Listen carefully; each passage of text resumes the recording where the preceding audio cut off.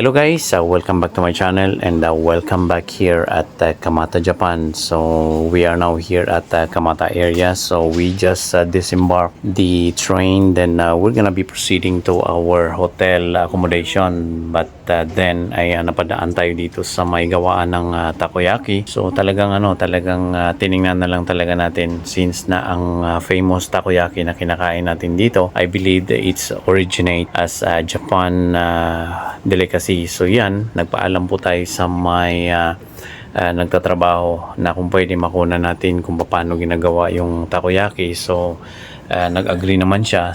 So kinunan ko na lang po. So yan po yung authentic or original takoyaki which is here in local here in Japan. So especially here in Kamata, which is malapit lang sa may tinutuluyan namin or from where the accommodation now we are staying. So kung makikita po ninyo ay hindi na rin po talagang pure Japanese yung gumagawa niyan. So it's some kind of a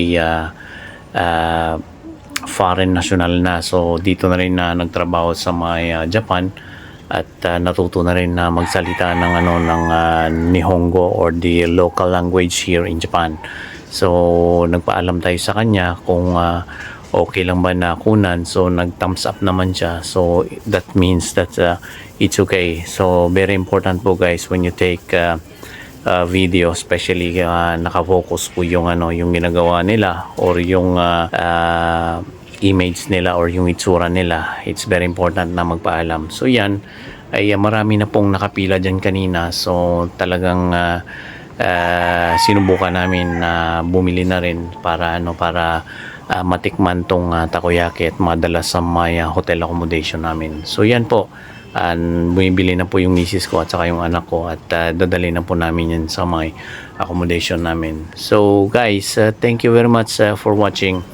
If you like this video, please comment down below, like and share. At pakilagay na lang kung taga saan po kayo para malaman ko kung saan inabot ng video na to.